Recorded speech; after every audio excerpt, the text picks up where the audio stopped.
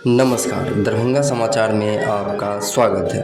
पहली मुहर्रम को दरभंगा जिला मुहर्रम कमेटी कार्यालय के ठीक सामने नाबालिग लड़कों द्वारा लहराए गए फिलिस्तीनी झंडा विवाद को लेकर जिला प्रशासन जिस प्रकार से मुकदमा कर कार्रवाई कर रही है, उस पर अपने आवास पर प्रेस वार्ता का आयोजन कर अखिल भारतीय कांग्रेस कमेटी के अल्पसंख्यक विभाग के राष्ट्रीय महासचिव डॉक्टर जमाल हसन का कहना है कि यह कोई बड़ा मामला नहीं था। उन्होंने कहा, हिंदुस्तान से जो मोहब्बत भारतीय मुसलमान में है वो अन्य किसी देश से नहीं हो सकती।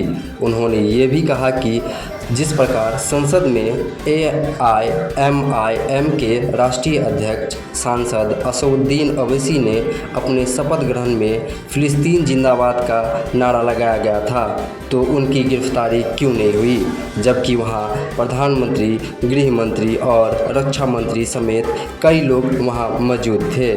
बाकी उन्होंने क्या कहा, आइए सुनते हैं। दरअसल मुहर्रम की पहली तारीख को किला घाट में मुहर्रम कमेटी के सामने फिलिस्तीन का झंडा लहराने का मामला सामने आया और उसको लेकर यहाँ के जो सांसद है गोपाल जी ठाकुर, माननीय गोपाल जी ठाकुर ने भी जो है पोस्ट उस्ट किया था। तो उस मामले को लेकर जो है गिरफ्तारी हुई। हमारे मोहल्ले के हैं ये जमाल साहब, उन्हीं के बच्चे की गिरफ्तारी की गई 13 या 14 तारीख था, 8वीं का हम अपने जाके 7वीं को 14 तारीख को इनके घर पर पहले सबसे पहले पुलिस आई, तो इनको खोजा गया, ये नहीं थे। उसके बाद जो है मेरे पास ये आए, इनको मतलब टेम्पू चला रहे थे, इनके घर से खबर गया तो ये आए मेरे पास टेम्पू चलाने के बाद। इन्होंने मुझसे कहा कि ऐसे ऐसे थाना पर हमको बुलाया गया है। तो हम बोले क्या मामला है, तो कहीं इसकी मामला समझ नहीं रहा। हम एक काम करो, थाना पर अगर बुलाया है, 2 बार तुम्हारे आ चुका है, घर का फोटो भी खींच के ले गया था, तो हम कहेंगे काम करो कि अपने भतीजा को लेके जा, अकेले मत जाना। तो हमने इसके भतीजा को साथ में भेजा, तो ये थाना पर गए तो वहाँ इनका मामला खुल कर आया कि फिलिस्तीन का झंडा जो है इनका बेटा लहरा रहा था। ठीक है, तो भाई वहाँ पर इनको बोला गया कि बेटा को प्रेजेंट करो, बेटा था नहीं। उसके बाद इन्होंने अपने बेटा को वहाँ बुलवाया। देखिए बेटा भी आया इनका, वहाँ पर बयान भी दिया गया। जहाँ तक जब लड़के से मैंने पहले पूछताछ किया कि तुम इस मामले में कहाँ पर है, तुम झंडा लाया था, तो लड़के ने कहा कि नहीं, झंडा मैंने नहीं लाया था, मुझे पता भी नहीं है। आप एक ये डॉक्यूमेंट देखिए, ये कोर्ट में सबमिट किया गया है, लड़के ने अंगूठा का निशान लगाया हुआ है। कितना पढ़ा लिखा होगा जिसको ये पता होगा कि फिलिस्तीन का झंडे का कलर क्या होगा, मुझे खुद नहीं पता। मैं ये जो इस बीच में जो इतने मामले वो उसमें जो झंडा घुमा, तो मुझे अभी भी मुझसे पूछा तो मुझे पता नहीं कि कलर क्या है, लेकिन ये समझ में आया मेरे जैसा पढ़ा लिखा आदमी को भी पता नहीं फिलिस्तीन, क्योंकि हम लोग एक ही झंडा जानते, तिरंगा झंडा जो अपने देश का है, तो हम लोग उसको जानते, उसको पहचानते। तो इस मामले में उस लड़के को बुलाया, अगर ये गार्जियन में डिफॉल्ट होता या उस लड़के में फॉल्ट होता तो लड़का भागता या गार्जियन भागता। गार्जियन ने प्रशासन का सहयोग किया, अपने बच्चों को भी प्रेजेंट किया। फिर उसके बाद जो है डीएसपी साहब आए, थाना प्रभारी से मेरी बात हुई, थाने पर मैं मौजूद हूँ, उस दिन से आज तक मौजूद हूँ इन लोगों के साथ।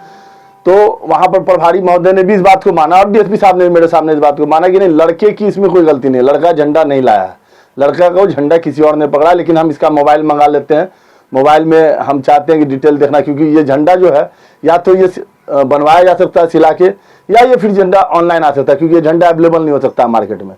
तो फिर मोबाइल मंगाया गया।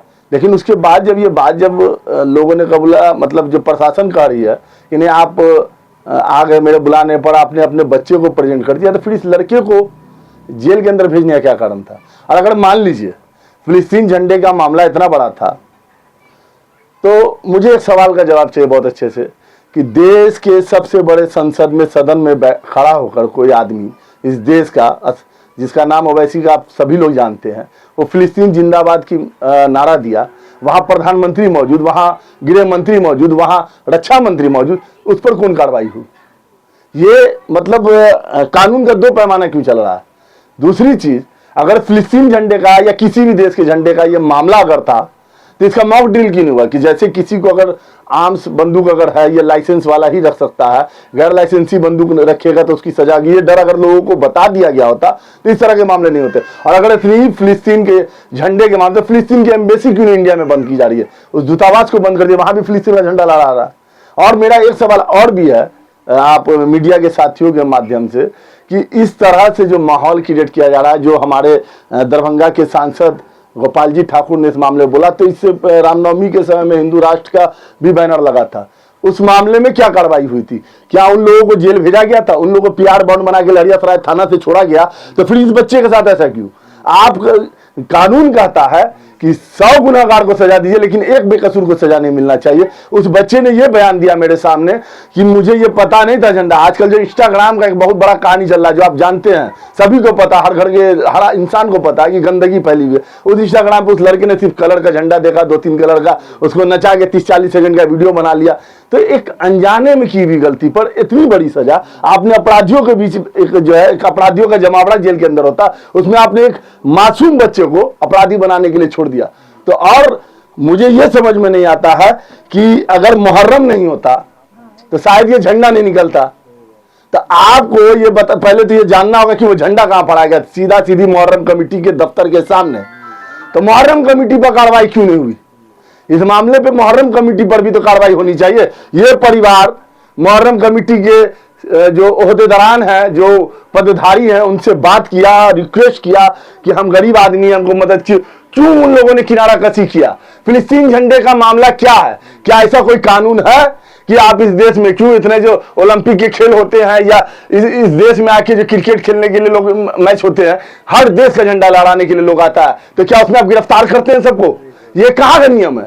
तो ये चीज। और फिलिस्तीन का झंडा क्यों निकला, इस पर भी बात होनी चाहिए। फिलिस्तीन का झंडा आज आपको कई जगह, नवादा में, गिरिडीह में, कई जगहों, कई हिस्सों में मुहर्रम के टाइम में निकला। सिर्फ उसका पीछे का मकसद थोड़ा जानना, मंशा क्या था। लोग इसलिए निकाल रहे कि फिलिस्तीन में आज हजारों बच्चे मारे जा रहे हैं, हजारों लोगों का कत्ल हो रहा है, बमबारिंग हो रहा है। उसके लिए सिर्फ ये कि यहां भी लोग चाहते हैं कि फिलिस्तीन में लड़ाइयां बंद हो। लेकिन इसको इतना बड़ा इशू आप बना रहे हैं कि एक बच्चे के भविष्य के साथ खिलवाड़ कर दिया। आज बताइए कि बच्चा क्या हुआ? दागी आपने उस बच्चे को पूरे समाज के सामने खड़ा कर दिया कि ये दायित्व इसका कौन लेगा? उस बच्चे के आपने जो चरित्र को खराब करने का काम किया, इतनी बड़ी गलती है। आप मीडिया वाले सभी साथी यहाँ मौजूद है, मुझे बताइए क्या ये इतनी बड़ी गलती थी जिसकी सजा, क्या उसको आप डांट के या उससे पीआर बॉन्ड भरवा के नहीं छोड़ सकते थे? उस बच्चे को आपने जेल भेज दिया। आज उसकी माँ का रोते रोते हालत खराब है, उसका फादर। आज जो है समाज में लोग उसके साथ, इतने लोग क्यों खड़े हैं? क्योंकि सबको पता है कि ये गलत हुआ है।